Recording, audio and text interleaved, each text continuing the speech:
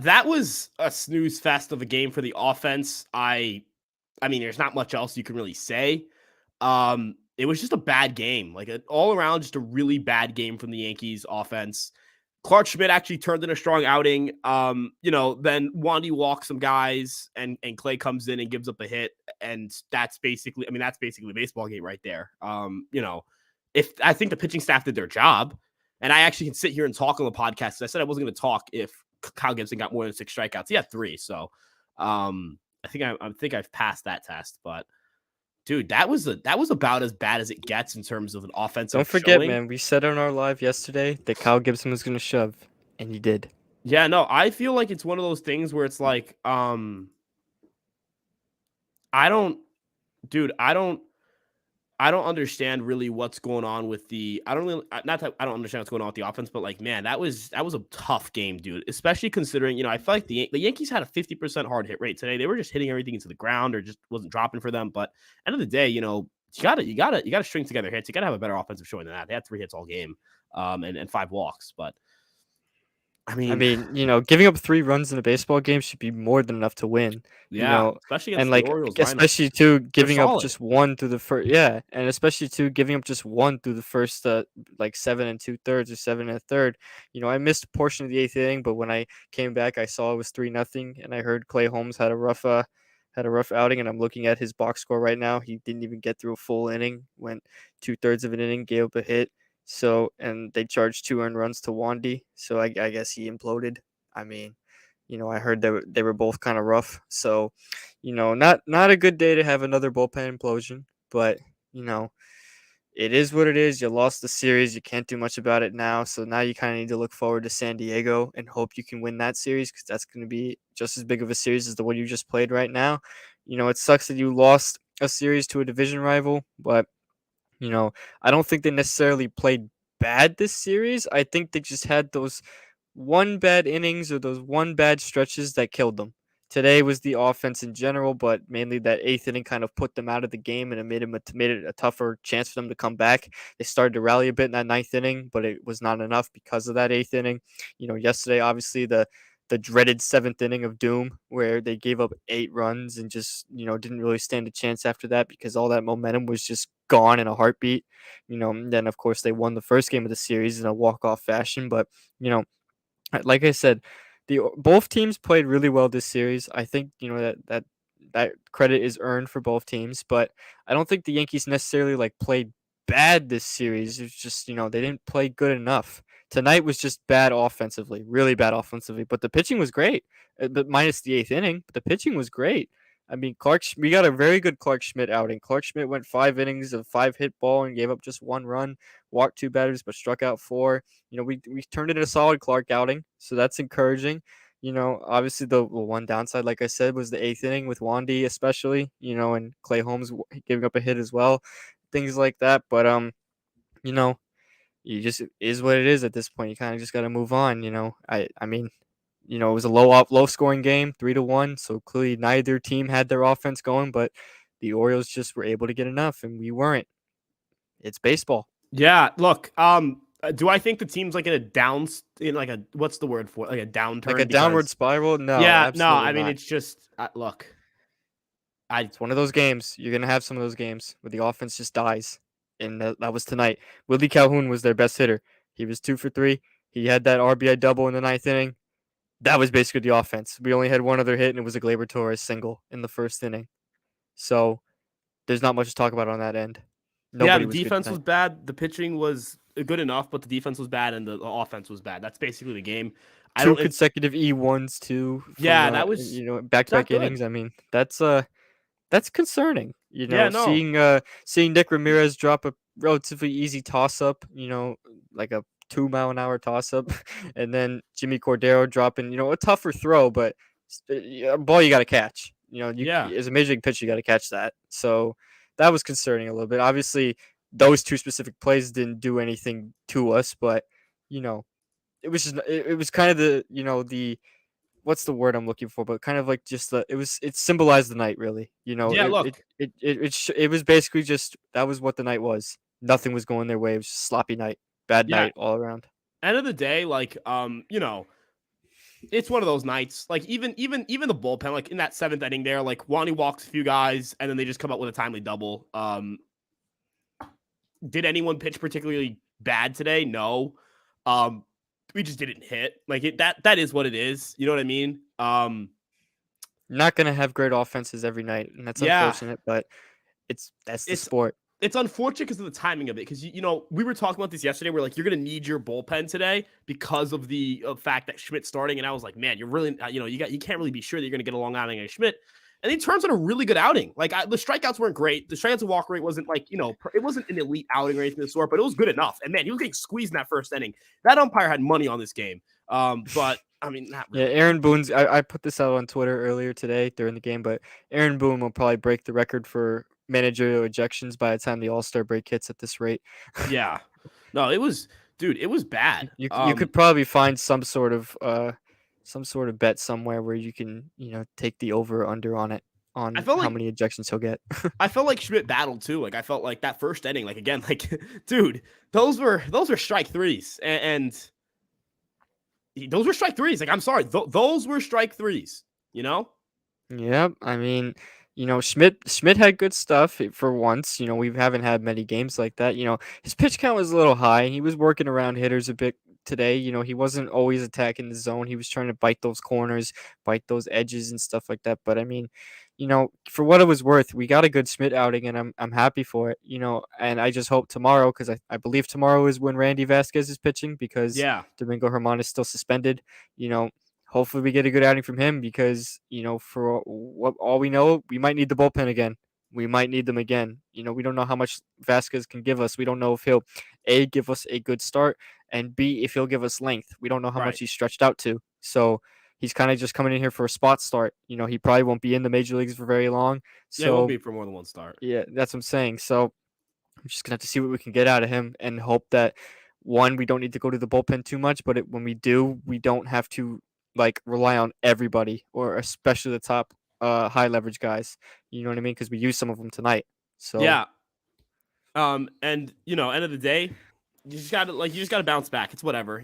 I'm not gonna get hung up over this. It's not like like we beat them at their park, they beat us at our park. The season series is evened up for us, right? They're a good and team. Like they're good. it's not It's not like like they're a it's a bad bad team. team. They're good this year. They're It's not like good. the It's no longer, you're playing the Orioles and you go, oh, you have to win these games. No, I mean, you have to win the games, of course, but they're a good team, so you can't just like view them as a pushover anymore. They're a good team. yeah. Look, it's So not like you have to treat them seriously because it's they're gonna play you seriously, yeah. Look, and they'll find a way to beat you, and that's what they did tonight. The Orioles didn't even play like that great of a game, but they found a way to beat you still. it's one of those things. You know, Yeah, I'm gonna turn to the comments now because I know I don't have much to add. I feel like everything you've said is kind of I mirror those opinions. I feel like it's one of those things where it's just like shit. You just there's lost the only game so like much you that. could talk about when Willie Calhoun accounted for 66% of the offense tonight. Yeah, So like, yeah, I might as well turn it over to the comments and see what the people got to say about this one or anything else they want to add. yeah. We're gonna start off with Aiden. Aiden, great pitching match tomorrow. Joe Musgrove versus Randy Vasquez making his debut. Great Yankees versus Padres action tomorrow. Yeah, these are this is gonna be a fun game. The Padres haven't been to Yankee Stadium since 2016, I think, or maybe they I'm were here. not sure. No, I think they were here in I 2019. That's a lot. No, they were here in 2019. They visited. We visited L.A. We didn't visit San Diego. It's actually been a while since things have been in San Diego in Petco. So there's that. But yeah, no, Randy Vasquez is definitely someone that's interesting. He's got solid stuff. His stuff is there, but got off a really bad start in AAA, then picked it up over the last, over the month of May. He pitched a lot better. I imagine that's why the Yankees are looking at him instead of bringing back up Brito. I also don't think they're allowed to bring up Brito, which is another thing. I think there's like a limitation on that because of 10 days. I think you have to wait 10, 15 days for a I don't pitcher. think you're allowed to remove Herman from the roster while Yeah, suspended. you So can't. there's some Yeah, issue, I guess, with that will involve Brito. So I guess that's why they're bringing up Vasquez. I'm not entirely sure. I'm not I an know expert that. in that stuff. So I know Brito can't come up because of the fact that I can't bring him up because of the fact that you can't bring him up because it's like there's limitations on when you can shuttle guys up and down. But man,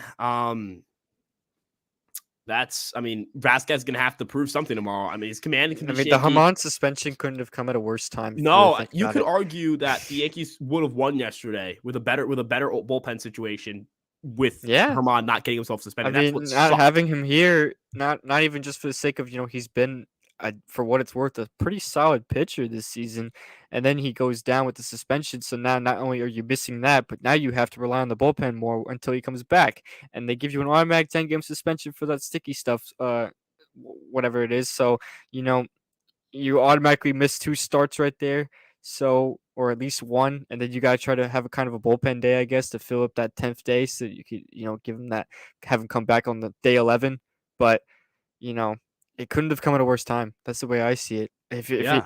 If he just didn't get suspended at all, man, then we'd be talking a whole different situation. But unfortunately, the reality is he is on the shelf right now because of that. So Yeah, Domingo Herman being an idiot isn't something we should be surprised by. So, that's yeah, what I'll say we about the mentioned that situation. yesterday too. But That's that's that's what I'll that's say pretty about much all that. you need to say about it. Yeah. That's pretty much all you need to say. We Look, I don't don't even want to need to be a go into detail douchebag, about but that.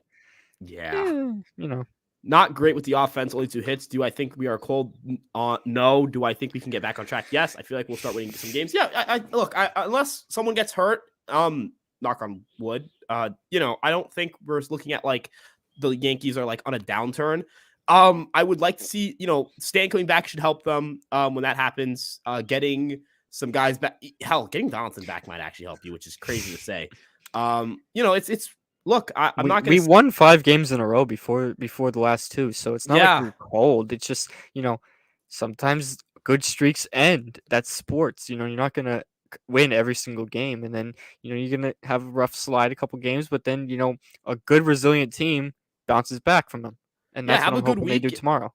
Look, if you have a good week, if you have a good finish to your week and you start off strong next week, you feel pretty good about things. So, um, there's that, right? I'm not gonna sit here and say that, I'm not gonna change my opinion on this team 2 games after, I said they're back. I really feel like that's a little crazy. But yeah, and also getting a guy like Canley Well, I back, said they're that should back, help. so maybe I look stupid now, but Hey, maybe look. I feel like also, look, the Yankees lost the game yesterday. I feel like they don't lose if they have Tommy Canley there and they can kind of like just be a little more aggressive in their bullpen usage. There are I just feel certain like, things. There are you small little know, things that just didn't go their way, like yeah, and injuries like, and all that stuff, we and that is mentioned it what it is. yesterday too, but like, you just take 3 guys from all the people that are hurt, your team is automatically like 2 or 3 wins better. So, there's so many guys on the shelf right now that there's only so much we could do. Yeah, It's look, that's unfortunate. It's unfortunate that we have to pencil in names like Willie Calhoun, Jake Bowers in the lineup every day. And that's not a knock on those guys. It's just that's not who we envisioned to be playing every day. And oh, that's that's a the no. that's I'm that's the gonna use that as a reality. knock on them. They shouldn't Well, be here. Oswald Peraza well, should be well, here. yeah. They shouldn't be here. Well, you get the point I'm Yeah, making. Like, we know these guys aren't supposed to be in the lineup right now, but they are. So that that's the reality right now. We have to see what we get out of these guys until the rest come back. That's basically it. Not like we all know those guys aren't very productive. So at this point, we just got to be patient and hope the rest of the guys come back soon because we're gonna need them, and their presence will be felt right away. yeah, no, Like it will be definitely. instantaneous. Yeah, and that's how look. I feel like end of the day they'll piece things back together. That one was on the offense because what the bleep was that? Yeah, no, the offense sucks today. Here's what it is. Torres had a hit, Calhoun had a hit. That's what's good. At least we didn't get shut out. We need to take some notes in the Rays lineup. Yeah, I mean, look, the Rays have unbelievable depth, and the Yankees. Look, I'll say this: the Yankees make some really odd decisions sometimes. Number one, like we've been pounding the table about this. Why is Matt Crook not here? But let's put that aside for a second. Let me put down our personal narratives aside for a second here. After today's game, Oswald Peraza has played in his last 70 games in AAA, has 20 home runs. That's a 42 home run pace. Why the fuck is Jake Bowers and Willie Calhoun here over him? No disrespect to Willie Calhoun or Jake Bowers. No disrespect, because Willie Calhoun had a good game tonight. Why the fuck are they here over this guy? Seriously, and I apologize that I'm cursing. I'm a little amped up, all right? But seriously, like, he's a top 100 prospect. I'm not asking you to call up some random slapdick dude who, like, it's not like when I was talking about, hey, maybe you should call up Jake Bowers. Hey, give it a shot, right? Because it's give it a shot, It's throwing shit at a wall and hoping it sticks. Oswald Peraza's OPS is almost 1,000 in AAA this season. He's a great defensive shortstop. No knock on Volpe. It's been a little shaky at shortstop lately. It's been a little shaky.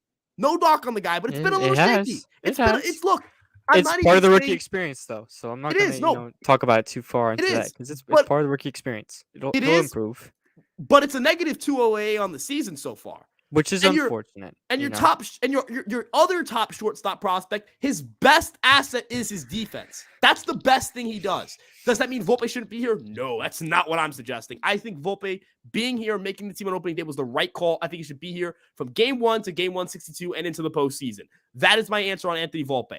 But with that being said,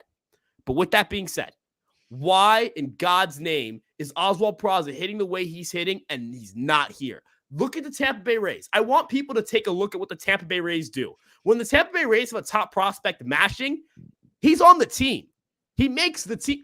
Josh Lowe, terrible his first couple of stints with the Rays. He clicks, has a good AAA season last year after struggling at the major league level, clicks. I'm not saying that this is what Oswald Peraza is going to do because Josh Lowe's an offense first prospect. Peraza is a defense first prospect.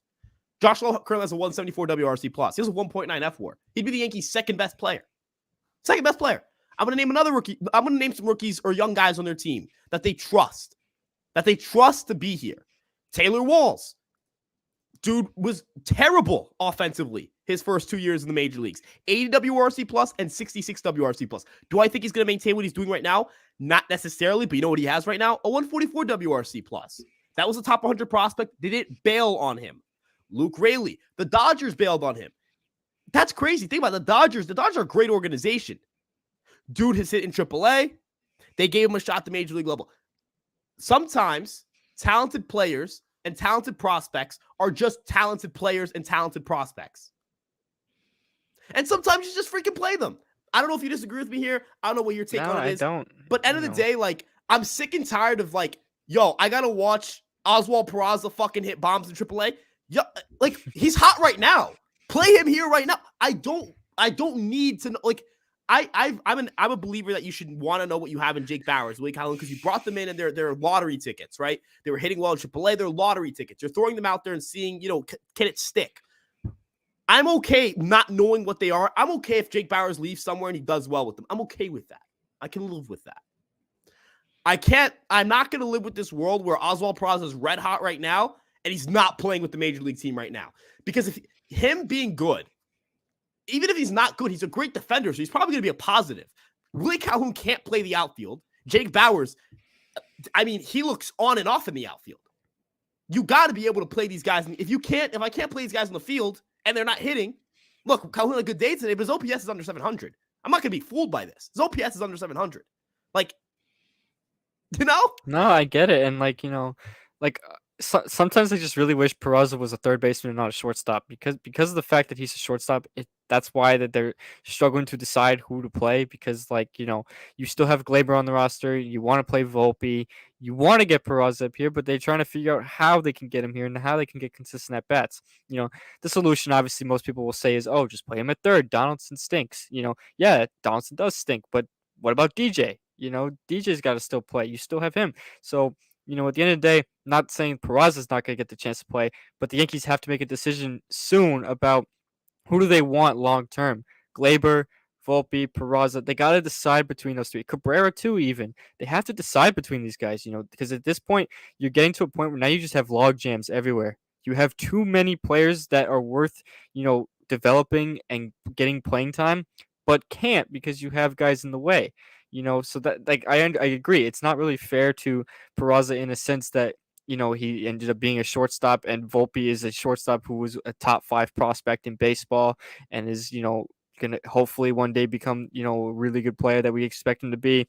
But I just really hope that Peraza can find a way to play because I do think he deserves to be up here. It's just like the Yankees need to decide who do they, especially between Glaber and Peraza. Those are the two, especially they need to decide between who they want to keep long term. Because at this rate, it's either one of them is out the door and the other one is in. They can't just keep them both. They can't. Because if you do that, then one is not going to get enough playing time that they should be getting. And then that's wasting their development and wasting their career, really. So that's my take on it. I understand why Peraza's not here yet.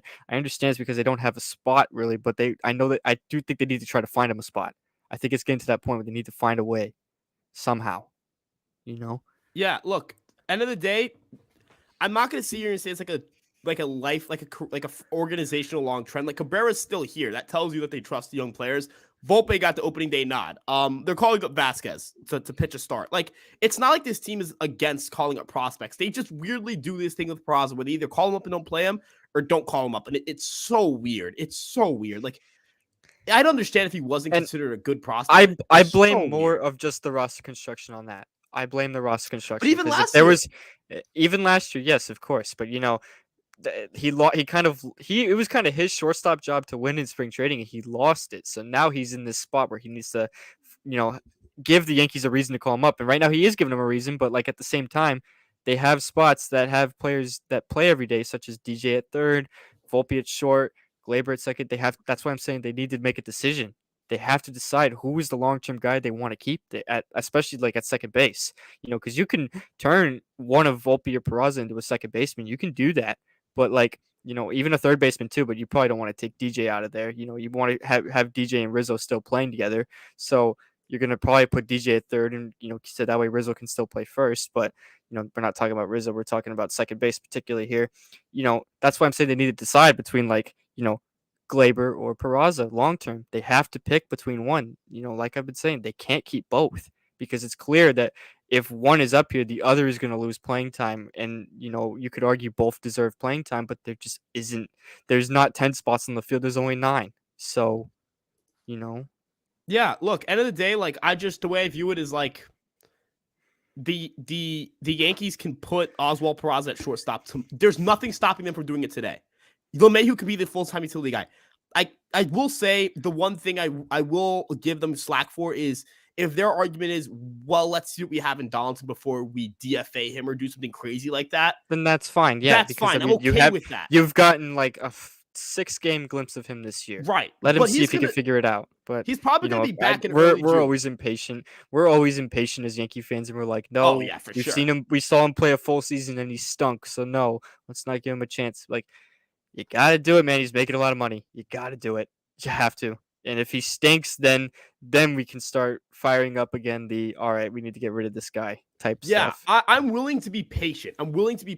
But my patience is running out in the sense of like, dude, Willie Calhoun and Jake Bowers are playing every other day. When if the DH spot is fucking open right now, and it sucks because Peraza could be here right now, today, while Donaldson is out. Why isn't he here right now? We returned him from a rehab assignment and reassigned him. That's to a very AAA. valid point. Bullshit.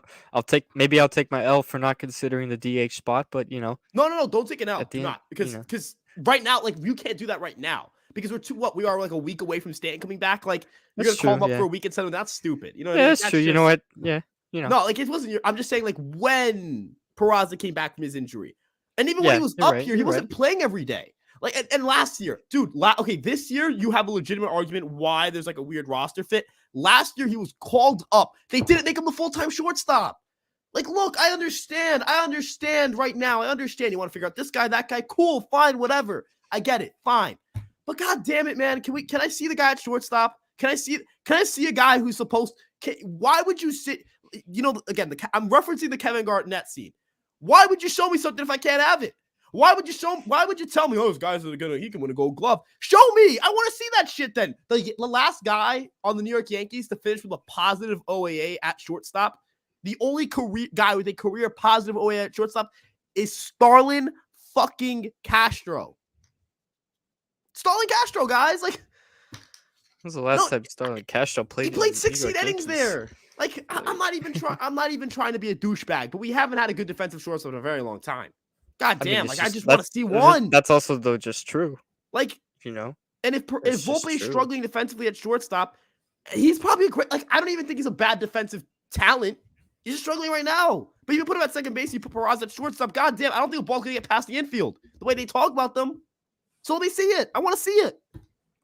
You could DH Torres if you want. Keep him off his legs for a little bit. DH Torres, then keep his bat in the lineup. He's been hitting really well. This isn't me saying I don't want Torres in the lineup. I love Torres. He's been hitting really well. Streaky, sure, but it's kind of like streaky, but usually good. You know what? He kind of reminds me of?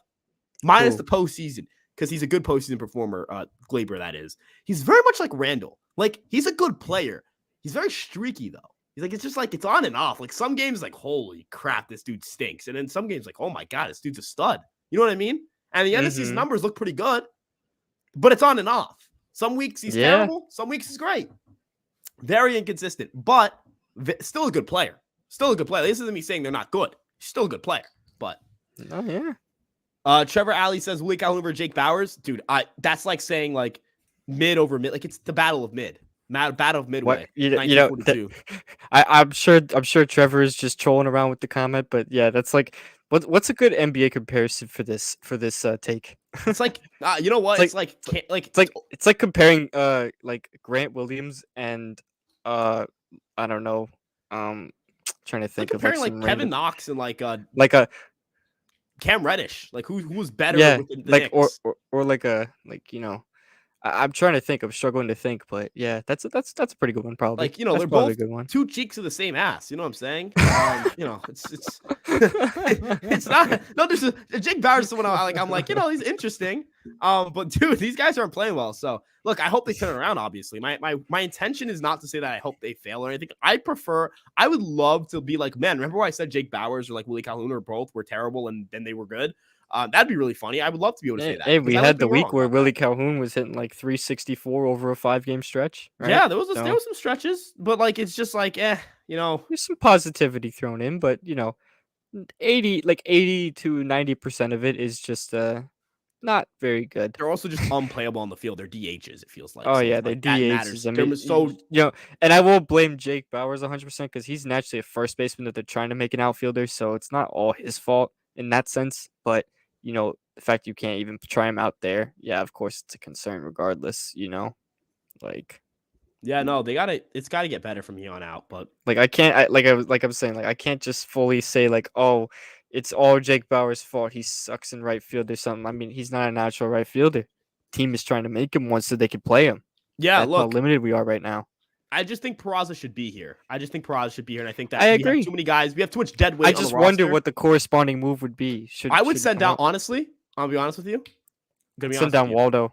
I'd send I'd down send down. Waldo. Yeah, at this point, I'd send down Oswaldo Cabrera. IKF has been better than Oswaldo Cabrera this year.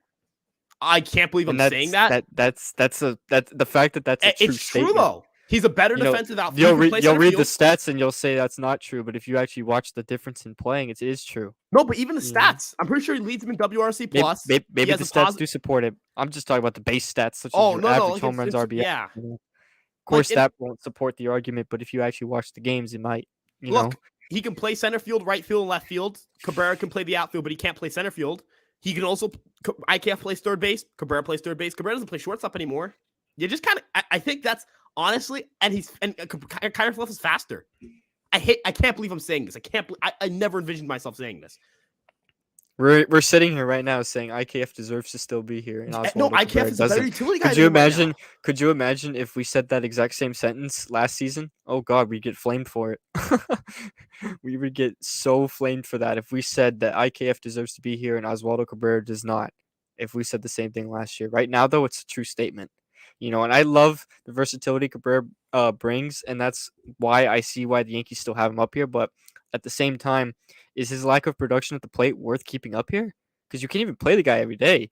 I mentioned this yesterday on our live, and I'll mention it again. Anytime he does come in the game, it's almost just like, he comes in, it's like fifth or sixth inning, comes in a pinch hitting spot. He barely even gets starts anymore because the lack of production at the plate is that bad. He's striking out a lot more. He's not making hard contact. He's grounding out a lot. He's getting on top of pitches. He's swinging and missing at bad pitches. I mean, he clearly is underdeveloped. So I think he needs to go back into AAA and tweak some things. I think they gotta do that. Will they do it? I don't know. I wonder if they will when more of the big guys start coming back like Stanton and Donaldson. I wonder if Cabrera will be a corresponding move for one of those guys, or even for Peraza, like you just said. That's something to look for. That's definitely something to keep an eye on. Yeah, look, end of the day, like I think that's the move you got to make. You got to just. It sucks. It really does suck for me to have to say that. I can't believe I have to sit here and say that IKF's a very utility guy and Oswaldo Cabrera, but he is right now. So I'm fair. I'm always gonna be fair. I'm always gonna rely on stats. I'm always gonna, moving forward, that's how I'm gonna view it. Like not moving forward, but like always with my baseball analysis, I'm gonna sit here and be a data first guy. I'm not gonna let my personal biases handle that. So it is what it is. But moving on. no way are we going to complain about a tax bullpen, then do a bullpen game tomorrow, and go do a bullpen game tomorrow. Yeah, no, look, the bullpen's taxed, but like they don't have options. They don't. Like it's not even like the Yankees are like our bullpen's spent, and we're choosing to do a bullpen. Like they don't have options. It's like, look, you could say, well, Randy Vasquez should just be giving full reins. If Randy Vasquez gives up 4 runs in the first inning, how much longer is he going to go into that outing? Like, again, we're talking about a guy who got off to a pretty rough start in AAA, and I like Randy Vasquez, but we saw it with Johnny Brito, right? It's a different ball game. This is not the same level. Johnny Brito, first outing, shoves against the Giants. You know why? Because they threw a bunch of lefties thinking, oh, it's all right. We're gonna tee off of this guy. He's got a great changeup. He can kill lefties. Other teams start realizing he's got a changeup. He doesn't have a breaking ball. And they start stacking righties who can hit righty changeups well.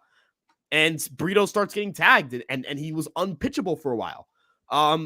Look, Vasquez has, I think, a better pitch mix. I think Vasquez is a better pitcher than Johnny Brito. I'm going to clarify this. I think he has better stuff. I think he's more well-equipped to handle lefties and righties. He's got a great breaking ball that works versus righties, a good changeup to handle lefties, a cutter, a sinker, a four-seamer. He's got command of those 5 pitches. But he's a rookie. Like, there's a reason he didn't make the major league team off the run. There's a reason why he didn't beat out Johnny Brito for that starting job, right? And I think you could second me on this, and I want to get your take on this. It's not like they have options. It's not like they have options. They don't even have a 20. They're not even, they have a 12-man pitching staff right now. Their pitching staff's short. Usually it's 13. They don't have options. It's simple as that. They haven't had options for a while now, too. You know, they've been missing, like we've said, they've been missing Scott F. Frost, Lou Trevino, Jonathan Loizica, Luis Gil, Tommy Canely. Those are just the 5 guys I named off the top of my head. You're already, without including Carlos Rodon, you missed Luis Severino until this past Sunday. Frankie Montas is out. You're missing so many guys, both in the starting rotation and in the bullpen. There's not options. We haven't had options. Like you said, Randy Vasquez wasn't up here, of course. Maybe I haven't gotten a good look at Randy Vasquez. I'll be completely honest. When he pitches tomorrow, that'll be my first really good look at him. But I'll take your word for it that he's probably a much better pitcher, more equipped for lefties and righties than Johnny Brito. We'll find out. Who knows what his start will look like. He's got a tough task. He's going to be facing a good Padres team. Maybe they're under 500, but talent-wise, they're very good. So that's a good test right there for Vasquez. But, back to my point, the bullpen is shot. It's completely shot. It's so limited. The starting rotation's already been decimated heavily. There's so much missing. This is far from the complete product. So, to complain about the situation, it's reasonable to complain that we don't have guys, but, we can't complain about the way that some of these guys are performing based off of that. It's what we got. We don't have much really to rely on. You know what I mean? Like, there's not much we could do. Yeah, no, definitely. And it's just a lack of options right now. And it sucks to have to say this, but and I just I'm jumping ahead a little bit here, and I apologize. But Trevor says he's got to get off. He's sorry, but let's bounce back when tomorrow. Hey, Trevor, he's in every live. Trevor, I appreciate you, dog. And have a Trevor's great night, a great man. guy, man. Yeah, no, definitely great dude. And have a great night, man. Hope you have a great night. Love you, dude. Moving on a little bit here. I guess I'm gonna skip his questions because he's not here. Because he's not here, yeah. Right. So, if there's no more comments toward the end, we can go to them last for the rest of the Yeah, no, for sure. That's what we'll do. Can't win them all. Mike Pellegrino says better luck against San Diego. Again, Mike, first off, welcome back to the live stream. Secondly, I have to remind you, your last name is just beautiful, dude. Like I'm jealous, man. My last name's Garcia. Not that it's a good that's like a bad last name or anything. Pellegrino is just general. That's an S tier like last name. There's some that's an S tier last name. But yeah, I actually have a Padres hat, funny enough, that I'm gonna get for my friend at the Yankee game. So I'm gonna be wearing. I'm gonna look at an op. I'm gonna have my Padres hat in my hand. Yeah, you are an op, dude. Really? Yeah, maybe I am. I'm bringing a drawstring bag that I can hopefully get through security, just so I can put it in there because I don't want to have to wear that hat. I'm wearing my DR jersey. I'm gonna wear a Yankee hat, but I'm wearing a DR. Just make sure nobody snapshots a picture of you in the Padres hat and goes, "Ryan Garcia is a fraud." I actually have like a bunch of pictures of me. I have more pictures of me in a Padres hat than I do with me in a Yankees hat, just because that Padres hat is sick as fuck. But and I like the Padres a lot. Fraud alert. Padres are my joking. Dude, Soto, Tatis, and Machado are all Dominican Kings, so I love them. But yeah, no, better luck hopefully against San Diego. Need stands bat. Yeah, look, and that's another kind of thing here. I could sit here and talk about, this guy call up this guy, call up that guy. There's no one who can replace Giancarlo Stanton. There's no one on there's no one at the deadline. There is no one in the organization that is going to be able to replace Giancarlo Stanton. I think you can agree with me here. Maybe you disagree. If you disagree, or if you feel, whether Dylan, you disagree, or anyone on the live stream disagree, please let me know. But man, there's no one who can replace Stanton. When he comes back, he was You're off to a good right, start. though. And while Stanton has his moments where he maybe strikes out a lot, goes into horrific slumps, we know how dangerous the guy is when he's on. When the guy is on, you can't get that guy out. You can't contain him. He's a freak. It's simple as that. You can't contain that guy when he's on. He's that good when he's on, so that's why he's so valuable. And yes, maybe the whole contract thing of him being on this team is, not very attractive given that he's not playing like an MVP, but he's still playing like a valuable bat. And I think what's important too is we forget sometimes he's performed really well in the playoffs. He's performed really well in the playoffs in the times he's been a Yankee, and I think that deserves some recognition. I'm not saying he's played perfect in the playoffs. I know it wasn't great last year, but nobody was good in the playoffs last year. I can't just point the finger at Stanton. Even Judge was bad in the playoffs last year. But every other time, I mean, Stanton's come through in the playoffs. And I think that goes a long way, just having a guy that can do that. And we all know who Giancarlo Stanton is at this point in his career. You know what I mean? So, like, I agree with what you said. There's really nobody that can replace him right now necessarily. I mean, I think we're kind of seeing it right now. You know, some guys, all the trade Stanton people, we don't need Stanton. I mean, watch these games right now and see how the offense has been looking. Yeah, it's been all right lately, but I mean, look what it was tonight. You know, maybe if Stanton was in there, we'd get more than 3 hits, and maybe we'd get a couple extra runs. Maybe I don't remember who was hitting fourth tonight. Was it Bader that was hitting fourth tonight? Yeah. And I love Bader, but he is not a cleanup hitter. Oh, he's He is not. not a cleanup He's hitter. also, for as good of a start as he's had, I'm sorry, he's not Giancarlo. Even when he's good, No. he's not Giancarlo Stanton. No one's Giancarlo Stanton. I love Harrison Bader, so this is not a knock on Harrison Bader, but he is not a cleanup hitter. DJ LeMahieu's been hitting cleanup. He is not a cleanup hitter at all, not even close. So the Could fact you that those are the imagine? options we got at cleanup right now instead of not having Stanton, that's an issue. That's why you need Stanton. You need that guy that can do that. Could you just imagine how different this lineup looks when you just throw Stanton in there? Dude, you just throw Stanton in, and you automatically have a much deeper lineup just with one guy being thrown back in. Don't even let's not even talk about, well, what if this guy plays well? Call up Peraza. Let me shut up about my personal preferences here for a second. Let me shut myself up here for a second, which is ironic because I'm making a point. But anyways, let me put all that side for a second. Judge, Rizzo, Glaber, Judge, Rizzo, Stanton. Changed that. Bader, 5. That changed everything. Everything has suddenly changed. You just need one of those. And then DJ too. You put him in the bottom DJ's half. now a league average hitter hitting at the 6th spot instead of league average hitter hitting 4th. Completely hitting different. Like 5th or 6th instead of hitting 4th. Anthony Rizzo, struggling rookie, goes from hitting 5th, 6th, 1st to hitting 7th. You mean Volpe? You said Rizzo. Volpe. Yeah. Right. Jesus Christ. You've got, I mean, one of, I don't know, IKF, Jake, whoever the hell is playing left field, 8th. And then your catcher is 9th. You just need one of Volpe, the left fielder, and your catcher to do something that night. And if the other guys do what they're paid, if they play to the back of their baseball card, you're going to win a lot of games. That's how the offense has scored a lot lately. Judge, Rizzo have played to the back of their baseball cards, and everyone else has just kind of fallen into place and at some point contributed. And that's how they've won a bunch of games. Because quite frankly, when you have a hitter like Aaron Judge is so good that you can say, well, we have Aaron Judge, so you can kind of get away with this. Like, he's the just thing too good. is, like, baseball is not just a one-man sport. This isn't like the NBA where LeBron James can carry you to the finals every year no matter what your team looks like. Baseball is turn-based. One guy can't do it all. Needs a supporting cast, and having Stanton is huge. Judge can't do it all. Rizzo can't do it all. And if you're going to say Bader can't do it all. Those guys can't do it all at once. There's 9 guys in the lineup. Each guy has to hit before they can come up again. So, that matters. That's why you need a deep lineup. That's why you can't just rely on one superstar. How many teams with just one superstar or all-star type player actually get far both in the regular season and the playoffs in baseball? Not many. Usually the teams that get far are the ones with multiple all-stars, an ace-level pitcher, a Cy Young level pitcher, and guys like that. The Yankees have all that, but when they're injured, you see how much they miss these important guys. And Stanton's hurt right now, and we're seeing how much we miss him. You know what I mean? Yeah, and at the end of the day, like they just gotta look. It's just a matter of getting a little healthier. That's really it. Trevor, yeah, I mean, actually, I agree at this point, but it's piggybacking the staying points. That's kind of why I clicked it. But yeah, predictions. What's the starting four going to be come the playoff time? I have no idea. I think you can lock Cole, Sevy, and Rodon. I think you can lock those three guys.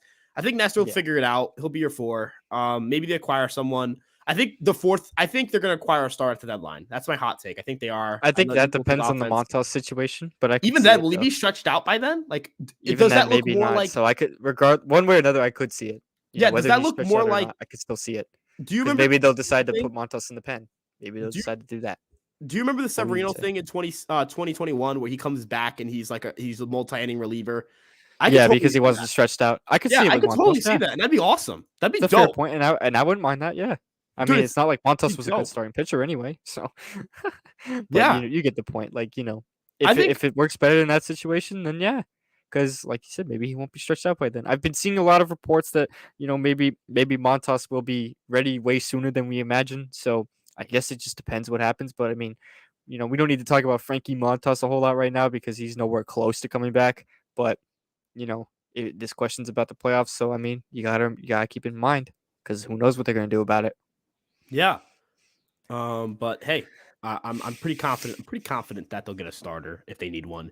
Can we trade Herman? I'm done with him. I hate Herman, but let me preface this by saying the reason I think Domingo Herman should be traded has nothing to do with his on the field play, and because the Yankees didn't cut him following that incident in 2019, they're not going to cut him when he's a league average pitcher or slightly above league average.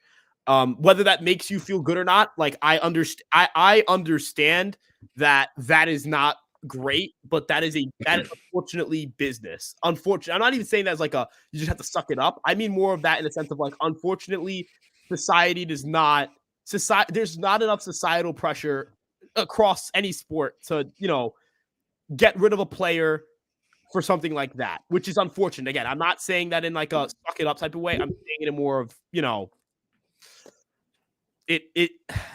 I don't like that. I want to make it clear. I think you understand what I'm saying. I think it's very crystal clear that if I was in charge and if I could make it, if you were in charge, if we were both in charge, he'd be off the team after that one incident. Right. Unfortunately, that's not how the world is oriented, or not enough people feel that way for that to have an influence or an impact. I hope that one day we reach a point in society where, we don't gift people who do things like that with, major league salaries, but they're not going to trade him when he's doing well if they didn't cut him after that. And that's the unfortunate thing. For as stupid as he is, for as, terrible as what he did, that is the reality of it. That's a difficult conversation to have, unfortunately. But it's one I'm willing to have publicly. It's one I'm willing to talk about. Because it happened, so you can't just ignore it. And if people want to get mad at me for saying, or say like, what, you don't forgive the guy? You can choose to forgive the guy personally. That's up to you. Every individual has their right to forgive or not forgive. But you can't tell me who I'm supposed to forgive and who I'm not. Some teams have a no tolerance policy with that too, and I guess the Yankees don't, because the same thing happened with Chapman. League doesn't, and I guess that too. And if not most of the league, then definitely not the Yankees, because I mean Chapman did the same thing and they didn't cut him either. So. And I feel the exact same way about Chapman as I do about Herman. It's not a difference thing. It's not one guy was an all-star closer and the other guy's like a league average pitcher, and I'd rather get rid of the league average pitcher than the all-star closer. No, I'm a universe. I don't care what the back of your baseball card looks like. That's how I feel. Again, if you personally want to forgive the guy, that's up to you, but you can't expect everyone else to forgive them, and you can't expect everyone else to feel the same way you can't expect everyone to have the same leniency about such a sensitive topic. I don't want to eat up too much of the talk. If there's anything you want to add or say about the matter, I mean, now there's not much I gotta add. It's just I second your point. Whatever you think about it, you think about it. But I think you and I made our points clear. We aren't very big fans of it, so yeah, and we'll leave it at that. And I'm not going to also sit here and tell you have to forgive him. I feel like the take I have is, you can choose to forgive him, but you can't expect other people to forgive him. And you got, and you and that's can't. a very, very valid point. You You just know, can't expect everyone to forgive him. That's too sensitive an issue for some people. That hits home, and I'm gonna move off of it just because I don't know what people in the chat have experience with. If they have experience with that, I don't want to, talk about a sensitive issue. I didn't like give like a trigger warning or anything of the sort. So I just kind of I don't want to like delve into that too much. But everyone everyone has their own story. That's a situation where it's unfortunate, but that's the reality of it. Moving on, Sarah asked, "What did you wish it's you my could have girlfriend. seen more in tonight's game?" Yes, and thank you for stopping by again. Yeah, just I wish we could have seen. Offense, Yeah, I offense. just coming through in some critical situations. A big, when Volpe was on first base, man, if Cabrera can just keep the chains moving, right? Just get a hit, work a walk. It was 3-2. If you could work a walk there, man, I'm When they not had saying you can first just, and second with 2 outs in the fourth, yeah, just get nothing a happened knock, there. something, just something. Even after Calhoun's double, if they could have added on more and put some pressure on Cano to get a rally, ended the game Yeah, right there on a flyout, relatively routine. Yeah, they got some hard hit balls, but wasn't enough. and I and just it want to see more feels offense. it feels like this team is contagious. Whenever they break through for that first run, it feels like if you give them enough time, once they get that first run across, they'll get more. They'll start to get more. And it sucks that they couldn't. It sucks that it happened. I felt like if what happened in the ninth inning happened in like the third or the fourth, I think they would have scored more runs. Yeah, Personally. because then they seemed like they finally figured it out. Right. And I know baseball, like on paper, you can't assume outcomes. And I'm not saying that by scoring run, you're guaranteed to score more. The Yankees have scored one run. They scored one run today, right? And it was with 2 outs in the ninth inning. Right. So But my point more so is that the feel of the game, you could maybe knock out Kyle Gibson a little bit earlier at the Baltimore Orioles, who didn't have Felix Bautista available most likely. He had pitched back-to-back days. And kind of force them to put them in a little bit of a tougher spot. If you trot out 3 or 4 relievers, you increase the odds that one of them are not going to do very well. Someone's bound to have a bad night. You know what I mean?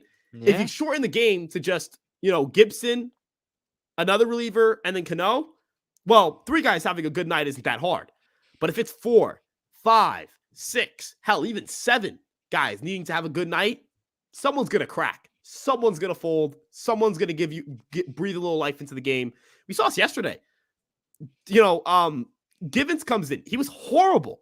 It was 3 batters. He was clearly without the 3 batter minimum rule, he would have been gone in 2 batters. He was yeah. that It's funny bad. because at first I was watching that and I'm thinking like maybe it was the rain affecting it. No, he just kept doing it. So I was like, no, he's just not got it at all. Yeah, Just doesn't have it. some guys walk in. He's not even like he's a bad reliever. We saw in the first game, he pitched pretty well against us. Some guys just don't have it. Sometimes you just don't have it. I can speak from pitching. Sometimes you just don't have it. Sometimes you go out and you're like you'll throw a bullpen on the side and you're like, man, whew, that cutter, whew, feels good. 2 days later, you're in game. God damn, you can't throw a cutter for your life. Dude, changeups are the same way, man. Walk out of the bullpen. I'll walk out of a side session before a game. Man, this changeup feels good. I'm bringing it out. Ooh, I'm attacking batters with this changeup. You're warming up. You throw a couple changeups, spiked in the dirt. Hung a changeup, spiked in the dirt. I can't even count the amount of times on my hands. I walk into a scrimmage, 1 inning, my fastball feels good. The next inning, it's like, oh my God, I got nothing. I'm getting hammered. I'm getting blitzed. I'm getting torched. I'm getting this, that. It's, even you don't have to pitch. I think if you play any sport, you just play a sport. Sometimes you just don't have it. I mean, you've caught before. Sometimes you're at the plate, you're hitting, and you're like, God, I can't see this guy. Yeah, it happens. That's the sport. Hell, This is an yeah, unpredictable sport. It's very unpredictable. You have a split second to decide if you want to swing or not. yeah, no. You don't have It is time to what think. it's baseball's, and it's a 162 game season. Do you know how many bad games good players are going to have? Aaron Judge put up an over tonight. Aaron Judge's probably going to hit a home run in the next 2 or 3 days. Well, let's hope. Do you know that none of us care that not that like I don't care because I don't care about winning, but like, do you know how little I care that Aaron Judge put up an over tonight? I don't give a shit. Someone could go, Aaron Judge I don't care.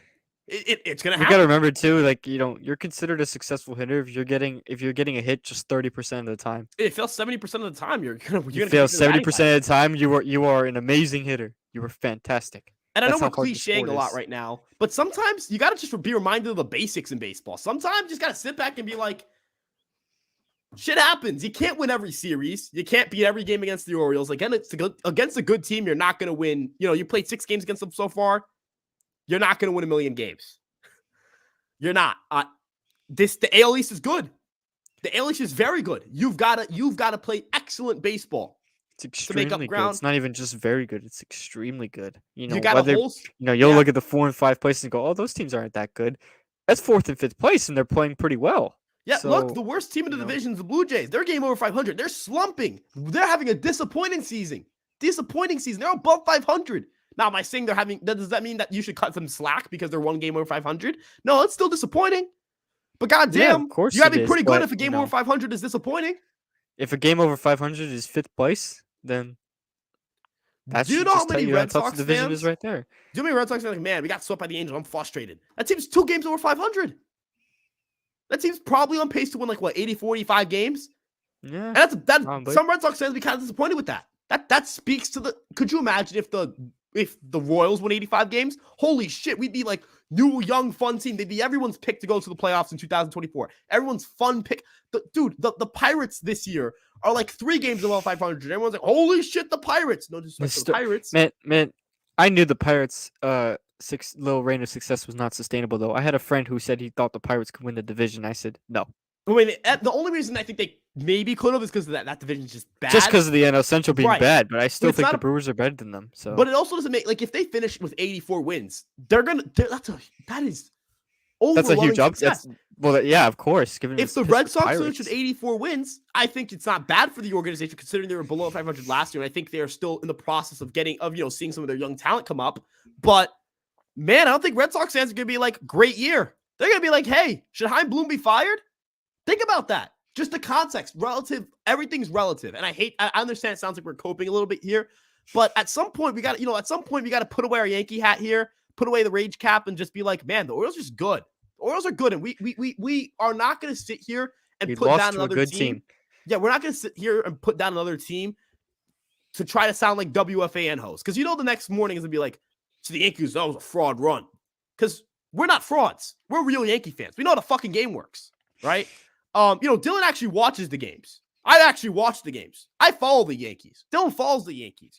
We're not fucking almost every game or as many as I can since 2008 when I was 6 years old. We study the process. So. We know how the game works. We're not one of these stupid WFAN fans. Every 2 weeks feel a little bit different. Host goes, oh, the Yankees are back. 2 weeks later, oh, this team stinks. Fire Boone. Oh, fuck this team. You know why? Because we're not losers. We know how the game works. We understand how the game works. And I'm not sitting here trying to, toot my own whistle here.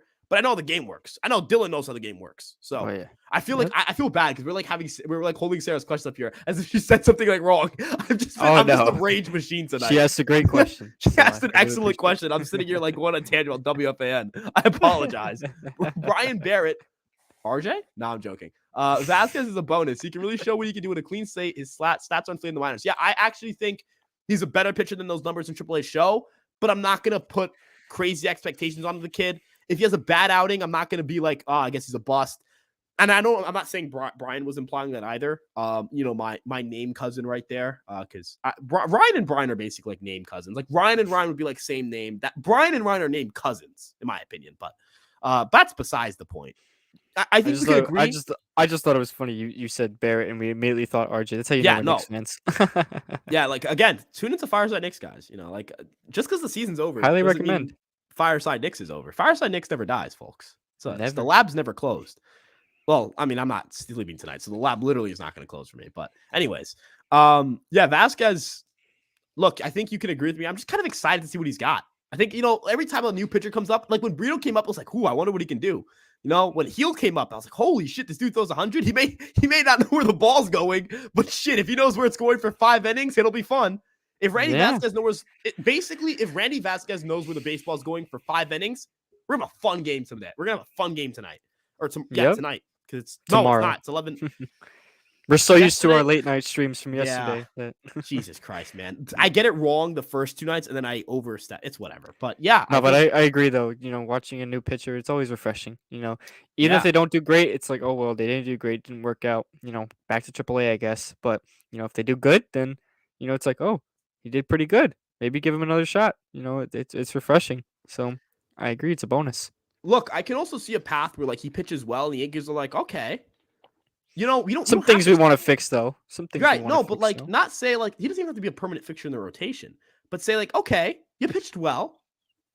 Do we maybe need a long relief option? Do we want to maybe kind of go from like a Ryan Weber to like a better Ryan Weber, which is to say like Ryan Weber can get strikeouts. So you're not like shitting your pants because they all they do is give up batted balls, and at any point in time, that one batted ball can be a fucking all it takes. Like, look, that 7-run, that nightmare inning from yesterday is a good example. You just put the ball in play, and sometimes shit goes haywire, right? And I hate to sound like a boomer here, but And they that's hit the it in the truth. right spots, man. They Yeah, hit the it in the BABIP right on a strikeout spots. is 0. The BABIP on a batted ball is not 0, right? Like shit goes wrong all the time. And that's not to say like I'm like being a boomer here. Like, if you strike out, you're a bad hitter automatically. But I'm just like, I think we can agree here, hey, if Vasquez shows something, maybe the Yankees are like, hey, we'll take the path of your reliever at first. Remember this? So a couple guys who did this, Corbin Burns, reliever, turned to, well, he's not great this year, but a Cy Young winner. Brandon Woodruff. Trying to think. Shane McClanahan started out in the bullpen in 2020. Who else? Oh my God, I'm thinking of names. I'm just trying to think Trying of to some more think as well. organizations. Dodgers. I'm thinking Julio Urias, reliever, turned to a really good starter. Not just a really good Chris starter, but a Sale. Cy Young level Yeah, starter. And same thing with McClanahan. let's actually go. If you want to go back, Chris Sale, Yep, reliever, Chris turned Sale. starter. I'm not saying that Yep. that's the path the Yankees have to take, but if they want to, if he shows, because his stuff is good. His stuff is good, and like I legitimately think his stuff is good enough that if he fails as a starter, he's going to be a reliever. I don't really feel the same way about Johnny Brito. I think Johnny Brito's stuff is definitively worse. And I'm not saying this as a coping because like Vasquez is now here and Brito isn't, but Vasquez's stuff, in my opinion, is just better. He has strikeout stuff. And Brito doesn't. if you think that, then that's great. I mean, like, I'm not gonna give a too strong opinion because, like I said, I haven't gotten a great look at Rainy Vasquez. The one time I did was when he got roughed up in spring training. So Yeah, it I don't wasn't want to. great. I don't want to give an assessment based off of that. It's spring training. No, but Spring I get it. training's Like over. that doesn't So be a great taste. No, I not a agree. great first impression for me. So Look, are my expectations high? I'm not gonna. I don't have like a certain expectation. I'm just whatever he does, whatever he does, whatever it is, then great. Either yeah, great or not great, depends how it goes, really. If I he think gets lit bonus up is in a the great first word. inning, then if he gets lit up in the first inning, oh well, then it probably won't work. If he not at least not yet. If he does great through 5 innings or 6 innings, whatever, not probably not six, but if he goes 4 or 5 innings and does great, then awesome, love it. Yeah, just show me some good stuff. That's it. Show me what you can give me, and even if he doesn't do perfect, if I like his stuff, then Hey, I'll yeah. be confident. So If I think he had Marcus good Valdez, by stuff, the way, then just gave me a great example. Strider, that's an excellent example. And this is a bunch of examples. Freddie Peralta, yes. Corey Kluber, I don't remember as a reliever, but yes, I think. Bauer, I also don't remember as a reliever. Salazar, I remember as a reliever. Carrasco, I remember as a reliever.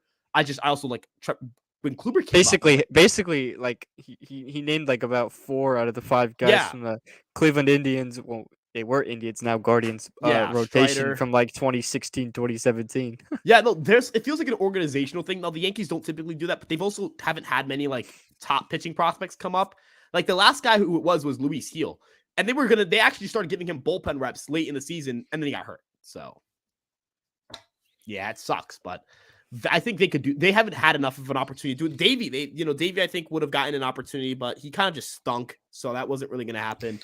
They haven't had Davies top had pitching his chance too, and it has not been working. So Yeah, I'm not entirely sure about this. I can check, but I think Randy Vasquez is the highest rated organizational prospect to get called up in a while, since maybe like Montgomery or Severino. you I'm talking about actually pitching gonna prospect? You talking about like Yeah, a pitching prospect? it's been a while. Gotcha.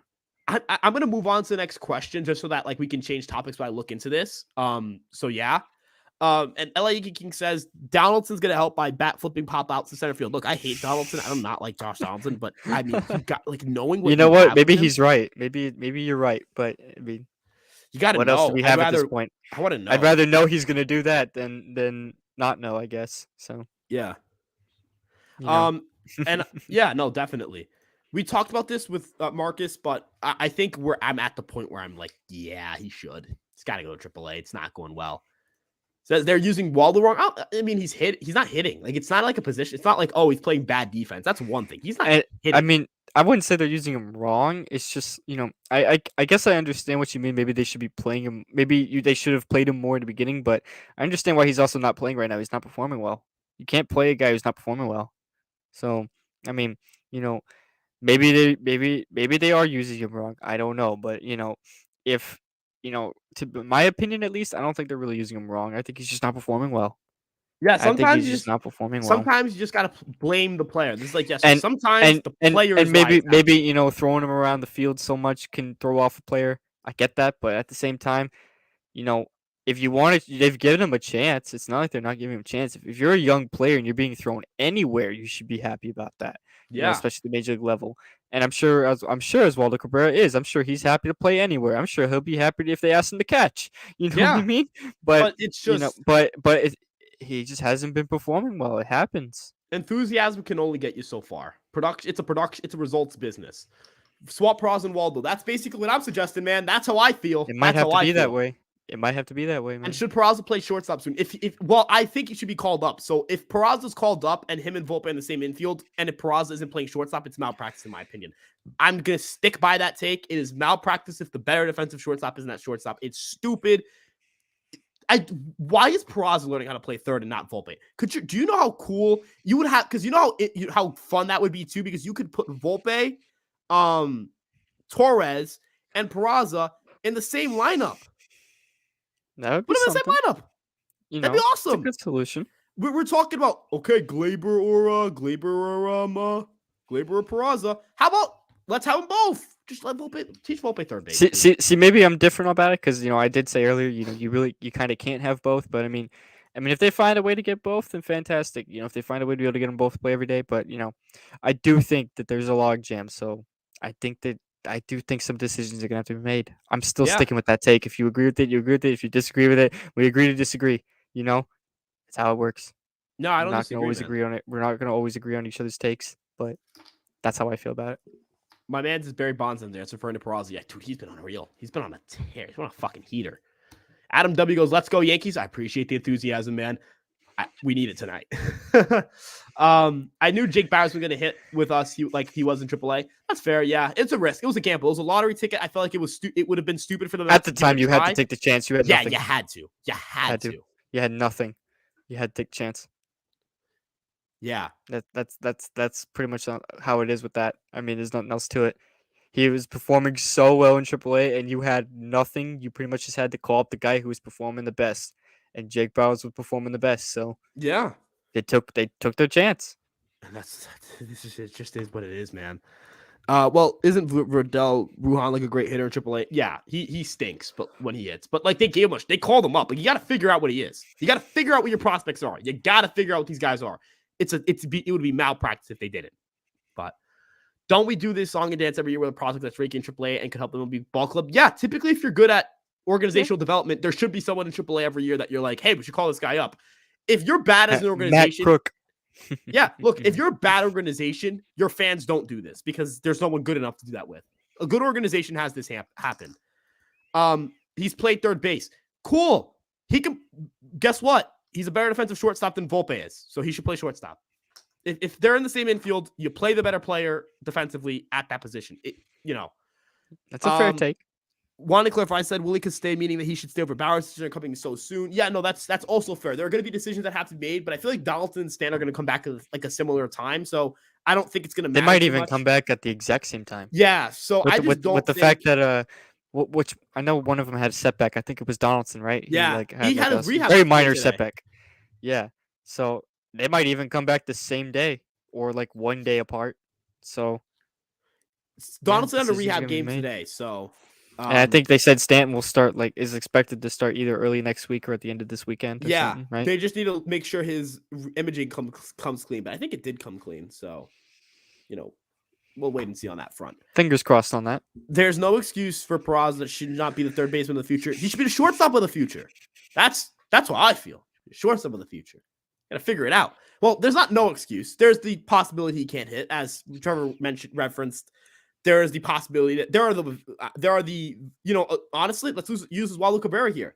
There are the Oswaldo Cabreras and there are the Aaron Judges. There's a spectrum, right, of rookies who come up and that's how they perform. Aaron Judge came up and he won Rookie of the Year in his first full season and he was probably had the best rookie season arguably of all time. And then there's Oswaldo Cabrera, who has a career WRC plus of like 70 in his first major league stint. Ups and downs. You're either one or the other. but you got to figure out what you got. So that's like the only reason why he wouldn't not succeed if he just doesn't hit. But I think you can agree with me here. It's kind of like just figure out what you have. Yeah, So yeah, I mean, whatever they got. I mean, at this point, I don't see why they can't take a chance. And we we've been talking about Peraza a lot this yeah, we're gonna episode, move on. and and also like I just want to reiterate too, like yeah, I've said they need to make a decision between Torres or Peraza. I don't have like a firm like stance on one though, because like Torres is playing great right now, yes, and well, not great, but like good. He's playing good, and we haven't gotten to see what Peraza could do. And like you've said, there is the prospect that maybe Peraza won't be able to hit very well, and that is of course detrimental. But at the same time, you know, I don't know where Glaber's long term projections land. So they gotta decide who they want to keep long term and develop long term. And I think it's between those two. I'm still gonna stay on that take, but That's fair. we don't have to keep reiterating that take. I just want to make it clear that way. I'm not saying that one or the other sucks. I just think that I just don't know how they'll be able to keep both for the long term. I don't know how they'll be able to do it with who they I got around them. I don't know how they're gonna yeah. be able to do it. Unless Volpe / Torres can play third base, then there's no real way for them to do it long term. That's what I'm saying. That's some one of So, those. and I think it's fair to say that, and whether you agree with it or not, that's fine. But I think it's fair to say it because, like, you can't kind of just throw somebody at a position and expect them to perform super well at it. You can't. Yeah, You can't Peraza do actually that. has negative defensive numbers at third base too, which is why I'm like, dude, just fucking play him at shortstop. I'm sick and tired of playing this game. Play him at It's just like shortstop. it's just like it's like it was a good problem to have that we had two very good shortstops coming through the minor league ranks, but now one of them is here and one of them is probably going to be here for the long term, meaning Volpe. But that kind of leaves Peraza in the where do I belong type range. That's why I could see maybe they even trade him. I could see it, but do I think they will? I don't know, but I won't rule it out. If they don't know where Yeah, to play him, then they might just trade him. That might end up having to be the solution. It depends, like I said, who they decide. If they want Glaber, if they choose they want Glaber, then that might mean they have to trade Peraza. That might mean that. It yeah. might mean that. You know, might mean they have no choice because then where is he gonna play? You know, whether you think DJ is very good or not, okay, but he's gonna play. Yeah, I He's think also he's still decent valuable. enough to play a decent He's amount. also he's also very good defensively, and I don't Yeah, think you can take that away from him. You know what I mean? So if you value defense, it's not like you have a bad defensive third baseman to where you can't play him. You know what I mean? And LeMahieu was of course more experienced too, so that plays a role as well. You know, so who knows? Who knows? I just got to see what they do, but I do think it's a tough situation for him. It's a good problem to have, but it's also a bad one at the same time because you don't want to stall someone's development when they could be developing. Just from a human being standpoint, if it's better to move Peraza to a different team, then so be it. and I think one thing that you mentioned I think is also important to talk about here. DJ's been average offensively at the plate. He's you give him one good week, and the WRC plus is probably going to be around 110. Now, have a bad week and it drops, but I'm recognizing that possibility. He's one good week away from us saying, like, imagine trying to bench DJ LeMahieu. He's been a league average player this year. League average and can play second base, third base, and first base at a high level is a quality. DJ LeMahieu, if healthy, is still going to be in the starting lineup in the postseason. Yeah, So DJ LeMahieu is not the player he was in 2019, but I don't think that makes him bad. I think it just makes him not the player he was in 2019. And you know what? As Yankee fans, when they have a season like that, we hold them to a pretty high standard. And of course, I do want DJ to play better. I don't think what DJ's been doing this year has been necessarily good.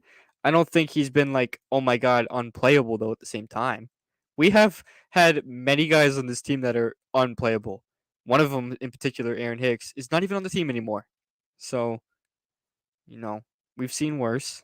he's just decent, and That decent's a that's why I'm saying letdown. like I don't think it's to the point where you have to replace him. You know what I mean? You don't have to. Not Yeah, yet, at least. I don't think it's at that point yet, and he's I don't know if it ever will, but it's definitely not right now. he's decent, and decent isn't good enough for DJ LeMahieu standards, but it isn't terrible. And like saying like DJ isn't good anymore, like that's a stupid take. That's a dumb take. He's okay. Yeah, that's not true. He's not bad. He's just not a bad base. He's an okay baseball player right now. He's still you would still rather him in the lab than many guys on this team. Trust me, you still would. You're also still like we're You're at a point. like We're at what point in the season are we at? We're at we're in fucking you could we're take a in look at you could we're take in a look at the May. bench even right now or even when we're fully healthy. you will still want to play DJ LeMahieu over those guys. Trust me, Right, and you will again, still want to. we're in You'll still want May. to. Like, are we gonna really sit here and start like making sweeping conclusions on a guy's season in May? I'm not gonna do that yet. I'm not gonna write the No, book on DJ LeMahieu yet. I'm no. not gonna say that he's gonna be. I'm not gonna say that Do I he's think DJ LeMahieu is going to end the season in the MVP race? No, no, he's but not. hell, man, dude, we were like, Do I think he'll end up being an all-star? Probably not. But do I think he could still be an impactful player to this team? Absolutely. you know, 100%. in you know, You I'm just can't gonna field a team full of all-stars. You can't. So I mean, guys are not everyone is can perform at an all-star level. But DJ LeMahieu performs at a pretty good level. yeah, So I just want to provide people with some context here. On May 14th, 11 days ago, he had a 124 WRC plus. Not saying that means he's a 124 WRC and plus. and it's important too because this is a guy who doesn't hit for power either. Right. So And he was slugging 455. Like, there's a chance either A, maybe he's hurt, or B, maybe he's just slumping. Maybe he's just in the midst of the slump and it turns itself around. Who knows? He's hitting the ball hard still. His exit velocity that time span's 91.1 maybe miles. the off day he got today was what exactly he needed. Yeah, look, he comes back tomorrow and if he puts together 10 good games, that's behind He could be hitting close to 300 at that point too. Yeah, and Or we'll like be 280. sitting here. We'll be sitting here like, hey, remember, why did we ever want this guy benched?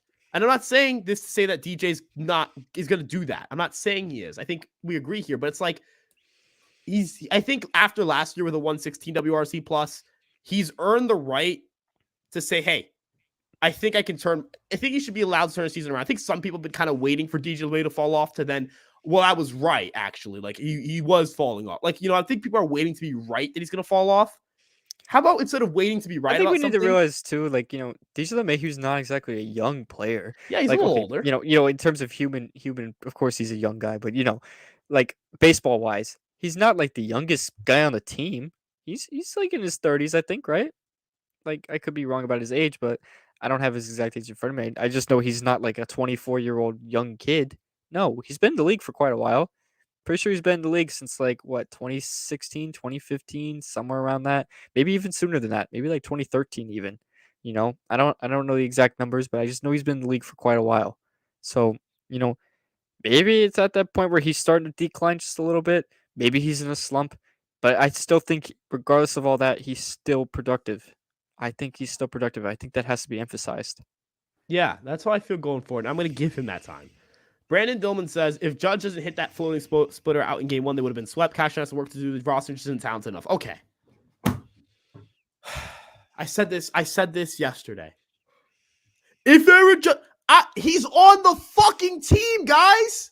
You can't just say, if Aaron Judge, if I'm 6'2" and I throw 90 miles an hour, I'm getting drafted. If he's on the fucking team, guys. He's on the team. Guys. We can't do if he didn't do this. How about this? If the Orioles don't BABIP their way in the seventh inning, the Yankees walk out of here with a series win. If the umpire rules that Cabrera was safe instead of out, because that was a bang bang play. If the Orioles challenged that, he would have stayed safe. If he was safe, what if the next guy hits a 2-run home run, and then Calhoun is a tie game? If. Go off, man. Go off. I can't do the ifs. I'm sick and tired of the fucking ifs. If Aaron Judge hit a splitter 400 feet into left field because Felix Bautista threw the single worst pitch in all of human history. That happened. That isn't if. If the Yankees didn't blow a 6-0 lead, guess what? They would have beaten the Rays in that series. We'd have 2 series dubs against the Rays. If the Yankees scored 1 run against Chris Bassett, they would have swept the Blue Jays. If in 2017 the Yankees won 1 game on the road, they would have gone to the World Series. If in 2022 they scored more than 2 runs, they would have beaten the Astros in game 1. Maybe the series changed. If they had a better pregame meal, they would score more than 1 run today. If I can't do the ifs. Enough with the ifs, guys. Stop doing ifs to say, oh, if this happened, the team would be bad.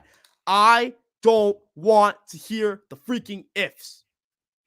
That's it. Look, can I sit here and say, well, if Rodon isn't hurt, they'd be so much better. So you can't be worried when they lose. You can't be mad when they lose. You can't be mad if Clark Schmidt gets shelled. You can't be mad tomorrow if Randy Vasquez gets shelled. You can't be mad because we blew 7. You can't be mad that we gave up 7 runs because if we were healthy, that wouldn't have happened. That's stupid. We got our daily Ryan rant now. And look, We Brandon, got our Ryan rant. I imagine I imagine that I don't want you to think this is personal.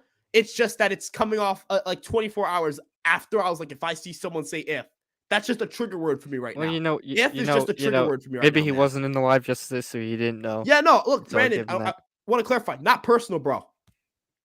Not personal. Not personal. And I apologize for getting animated. But if Aaron Judge doesn't do X, is a trigger We're phase gonna for me put. right I'm now. gonna put a disclaimer. Ryan gets very, he may lose his temper sometimes when he sees the word if. So he doesn't Yeah, like that word. if He is a doesn't word like that that word. I don't like hypotheticals to detract from a team. It's like if I said if the Knicks shot better from 3, we'd be in the Eastern Conference Finals. Well, they didn't. They didn't.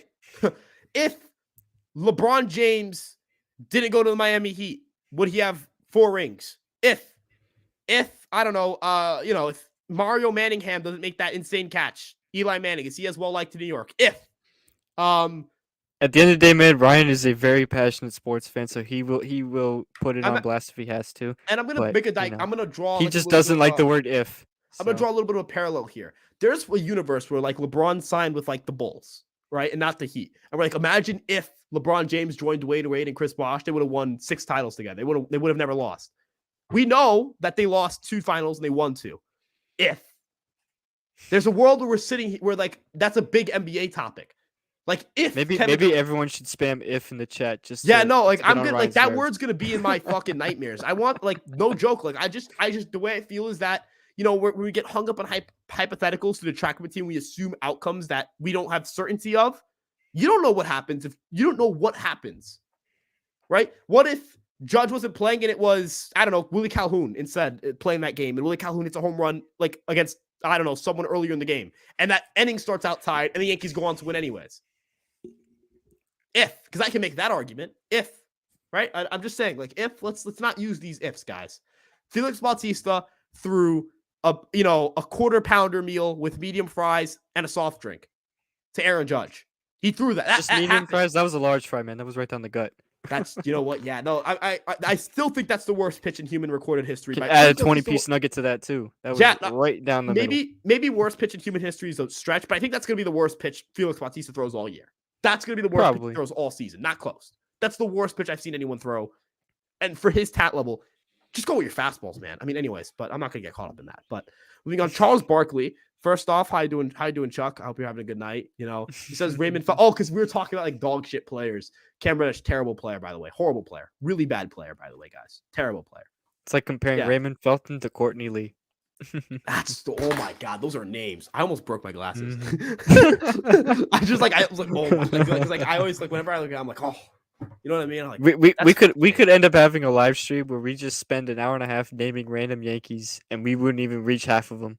Yeah, dude, there's probably a world. There's gonna be a live stream like I accidentally like break something, like I break like my hand or something, or cut my hand open on stream, like doing some stupid shit. Like I nearly just missed shattering my glasses. I like this is actually a really good example. There's a world where if Manning for River Street doesn't happen, the Giants will have the 2007-2011 Super Bowl rings. Yeah. There's a world where I get my older brother's height genes and I'm close to 6 feet tall and I'm pumping 90 right now. And I'm not sitting here, talking about the Yankees. I'm like, yo, I could be a force in their bullpen, bro. Now, that's a world I'd like to live in. I wanted to be a pitcher for the Yankees. That would have been dope. It is what it is. It would have been nice to be like, yo, Dylan, like talk to you from like fucking Tampa with the Tarpons. You know what I mean? Be like, yo, yeah, right. Just threw two shutty innings. Saw the Yankees. I'm helping them out soon. Don't worry about it.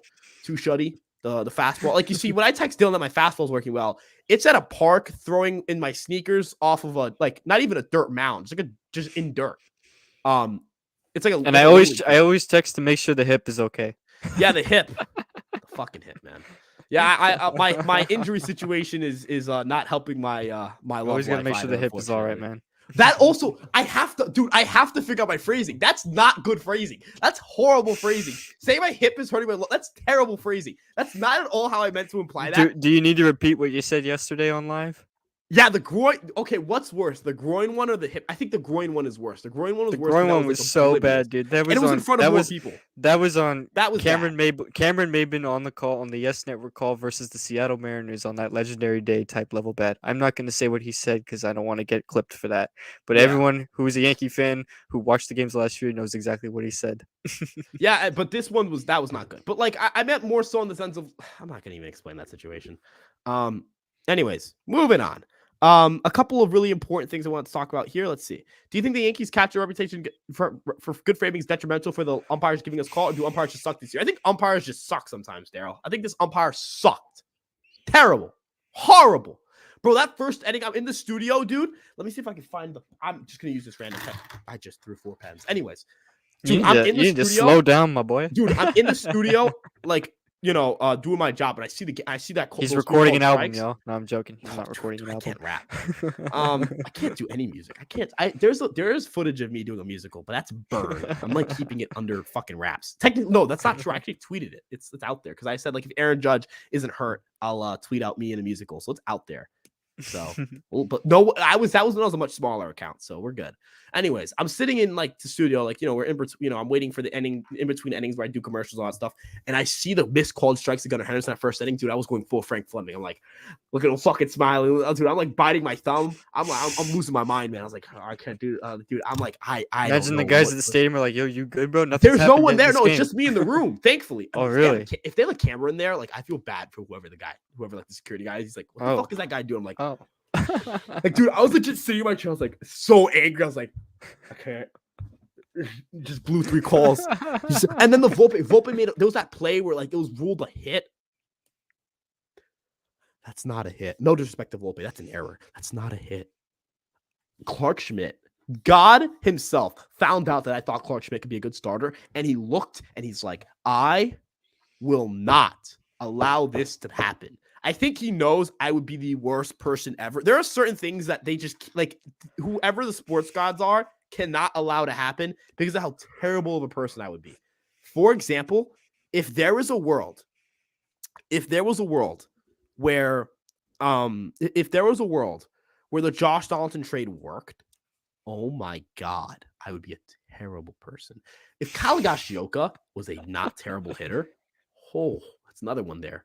Let me think of another one, like a real one that just like I would be despicable. Ben like, Rorvet actually exists. I mean, I think I could manage. I think I could manage being a decent person. Oh my God, I know the one. Oh my God, dude. So help me God. So help me God. So help me God. Oh boy. If we lived in a world where the New York Yankees beat the Astros in the postseason, if we live in that world, I swear to God, I will never, ever, I would be the worst person humanly imaginable. Do you know how many Astros fans I argued with all offseason that like last year's results do not matter for this year? It's a new team. Everything is new. Andrew Heaney. Oh my, there's no way they could have let me have that one. There's no way they could have let me have the Andrew Heaney one either. There's no shot. I think it's good that the sports gods don't give me these things because there is just, it would be bad for society. And I would say, and I would conduct myself with an arrogance I should not have. Yeah, no. Oh my God. Could you imagine if Jalen Brunson this year went to the finals? Oh my God, dude. I would have the Fireside Knicks episodes would have been insane. I already got enough ammo when the Mavs missed the playoffs. Imagine if they went to the finals. It would have been hard. Oh my God. Or I can't even. I'm gotta whisper because I can get dangerously loud right now. I want everyone to understand the amount of people. What's that meme? It's like if nobody got me, I know Jalen Brunson got me. Dude, or like, could you imagine that world where you have those tweets? You know, like those big accounts tweeting. I remember Underdog Fantasy tweeted this, and I Underdog Fantasy, I'm cool with them, so don't worry about this. But they tweeted like, the Knicks. They made fun of the Knicks for getting Brunson. The beyond people saying they overpaid for Brunson. My entire timeline would look like what you see. The sports gods are doing something dangerous right now. They're doing something dangerous right now because they might give Jokic a ring. So help me God if Jokic gets that ring. I'm gonna be terrible. I'm gonna be this is another one. Marcus Valdez when Giannis lost in round 1. I got so much shit from Bucks fans for saying he wasn't having a generational season. They're like, "Oh, you're a Knicks fan. You're a Knicks fan." Y'all got sent home in round 1. They're so lucky I'm fucking off Twitter, bro. They are so lucky I'm off Twitter. They're slumping. You should come back. Yeah, no, I can't. The No, Yankees are slumping. You gotta come back. They're slumping, but I'm on. I clearly have shit to work through if I'm still acting like this on fucking social media. Jokic gets a ring. When Joel Embiid got knocked out, oh my god, that's another one too. Oh, the NBA's been giving me some. If Jokic wins a ring, so help me God. They've been fueling you, dude. They've been fueling you. Back in 2020, like when I was like a 50 follower account, I was such a Kawhi hater because I was a big LeBron guy. They're like, Kawhi's more clutch. When the 3-1 comeback, oh my god, dude, I spun that block back so quick for a guy at 50. Oh, dude, I gotta think of. Like, could you imagine a world where like the Yankees win the World Series? And where like the Celtics come back down 3-0? Oh, I just saw in the chat. Marcus said that. Yeah. Oh, there it is. God. The things I would say. I mean, I can't say much because the Heat beat us, but I would say things still. I love how we've diverted completely into NBA terms because of how much we're so used to talking about the Knicks. It's also because I have an ego that depends solely based on how my sports takes age. Like, look, I'm a little bit of a chubbier guy. I'm a little short. Look, some girl comes up to me and says, "I think you're gross." I don't give a fuck. Someone comes up to me and says, "Yeah, you're wrong about Clark Schmidt." We're throwing hands. Oh, wow, those are fighting words right there, bro. Someone comes up to me and like, "Yo, your sports takes fucking suck, dog." I'm like, "Oh, whoa, that's some disrespect right there." I'm being serious. I'd rather someone come up to me like, "You're ugly, you're unattractive, I would never date you." That's whatever, everyone's preference, whatever. You come up to me and you go, "Yeah, by the way, stuff plus terrible stat." Like, oh, come on now. I'm going skip Bayless mode, bro. Get the papers. It's my turn. It's my turn. Oh, that hurt. That hurt. Okay. We're gonna see. This is the moment he almost broke his hand. Like I didn't go all out. It just hurts a little bit. It's fine. We're good. Let's see. Just wait. I just thought of something. What if the Yankees win the World Series and the Giants win the Super Bowl? The Giants having 3 Super Bowls since the Cowboys have won 1. Brian Cashman having a ring and Heim Bloom not having one, or like the Rays not having one, the Blue Jays, like because the rest of the division hasn't won a World Series in a decent amount of time. Beautiful. I'd shed a tear because like I at that point, if the Yankees win a World Series, I don't have the narrative. But I saw my World Series. I don't give a fuck anymore. At that point, I'm just there for the narratives. Alec Boehm. Oh my god, Alec Boehm has like a negative WAR. Oh my god, I was such a big Alec Boehm. Gregory Soto gave 3 runs today. I'm a Gregory Soto hater too. Oh my god, the Philly's giving me so, because Philly's just a terrible sports town. So like, I don't like Philly at all. I think we can agree. Like, Philly's just fuck Philly. Gregory Soto has a 5.73 ERA. Like I'm like like Frank Philly's like not Daniel Vogelback, Darren Ruff's doing the gritty. Oh yeah, or Juan Soto I think has been better than Mike Trout this year in like WRC plus narrative right there. But anyways, I think the point is we've diverged completely from the Yankees, but the point is if the Yankees keep playing well, the Yankees game was that boring tonight. That's what happens. Yeah, point is Ryan is a terrible person when he's right, and Dylan, do you have anything you'd like to wrap up with? No, not much other than just this loss against the Orioles was not a good one, but at the end of the day, it's not the end of the world. It lost the series. It was a quiet game. Bounced back against the Padres. We'll get you guys with more lives and hopefully a Twitter space like we said we were going to do, but then we changed our minds and went live tonight. So if you were expecting us on Twitter, we apologize for that. But, anything else you want to add really with it? I'm gonna be at the stadium tomorrow, so hopefully, last time I was at a Randy Vasquez start, he was only get 1 run, didn't walk anyone, struck out 7 batters, pitched 6 innings down here in Binghamton with the Somerset Patriots. The person else with attendance wins we will not speak of. But Will Warren gave me a ball, which I don't actually have the ball, unfortunately. But won't get into personal matters. Did Zach Campbell take it? Not as Zach Campbell's my number 1 hate person. This person's like 9 on that list, so. It's whatever. All right. It's whatever. It is what it is. Okay, I will be at the stadium May 26th. That is the only day I will be at the stadium in the near future. The only day I will be at the stadium in the near future. If you send me if you send me which seat you're in, I'll make sure that everybody knows which seat you're in. No, I'm joking. That I mean, Wouldn't do oh, that. Christian says we'll be there tomorrow early at the bullpen. Hey, look, I'll be in the bleachers. So, yeah, I'm be with my boys. I know like Dan Work's gonna be there. Brandon Q is gonna be there. I'm taking a picture with Brandon Q. I'm so excited to meet Brandon Q. It's my dog, dude. Dan Work's gonna That's be the there. guy, Gabe's bro. gonna be there. Mario's gonna be there. Dude, that flick of all five. Oh my, that's just gonna go crazy. Yo, I have See, my you're ring, lucky you'll get to see all these guys, Ben. I'm over here in Florida, bro. so I don't get that opportunity. Yo, no, I'll like you want. I'll take like I'll like print out a picture of you. I'll put out a picture of your profile picture. I like have it visual.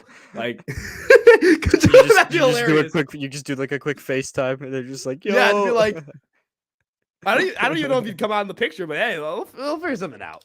But yeah, thank you guys so much for tuning in. You guys can check us out on Twitter, Instagram, TikTok, Facebook, and of course this YouTube page. We have audio versions of our podcast, which we do every morning. That'll be out on Apple Podcasts and Spotify. If you guys want to check out our articles, we're writing articles about not just the Yankees, but all the New York sports teams. Dylan's got great Knicks articles and great Yankee articles as well. So you guys should definitely check that out. I'll be It's on more Empire involved in Sports Yankee Media. stuff during this season. The Knicks season just ended, so if anybody's here from Fireside Knicks, then you probably know me from there. But I'll be here Yeah. a lot more with Ryan doing Yankee stuff. We got a lot of stuff coming. Yeah, So get familiar with yeah, Dylan, guys. He's not just a Knicks guy anymore. He is a diverse, yeah. he is a utility guy. All right. He is I'm the he is I'm a the I'm the machine. I almost said the Oswaldo Cabrera, but I don't think I would say I'm You're struggling. May So IKF. You're May IKF. May IKF, He's yes, a yes, dog. May IKF's a yeah, fucking dog. not quite Aaron Judge just yet, but we'll get there one But I day. don't think we have an Aaron Judge just yet. We're wait. Aaron Judge is a big. Aaron Judge is a large. Aaron Judge is a Aaron Judge. Is Aaron Judge. We're gonna get one of us is gonna become an Aaron Judge. But all seriousness though, Be- thank you guys so much for tuning Before in. we This wrap week. up the live Ooh, too, do you have any plans for what's upcoming, whether it's lives or Friday will be weird spaces? because Friday I'm not gonna be. Saturday's also weird because I'm gonna be home and I haven't been with my family in a while, so I don't know how Friday and Saturday are gonna look. But we're gonna figure something We'll out. get that figured out. We'll make Yeah, sure to Friday. get you I guys with imagine some content this weekend Friday. at If you want to least. do a space, you can. I'm not gonna be here. Obviously, I'm gonna We'll be out. figure it out. I should be available, so I mean, we'll figure it out. We'll discuss it off Yeah. once we get out of here, and then we'll make sure to let you guys know. Yeah, for So sure. Again, thank you guys so much. Sarah, I appreciate you stopping by. Dan Work's gonna be there. Take a yo, everyone's going squad out. Like, look, there's gonna be people there. All right. It's Yankees Padres, folks. Some pretty fun matchup. But with that being said, thank you guys again for tuning in. We'll see you guys in the next video, live stream, podcast. I mean, I said live stream, and whatever content you guys want to tune in with Fireside Yankees. Thank you guys again for tuning in, and peace out. Have a great night, everyone.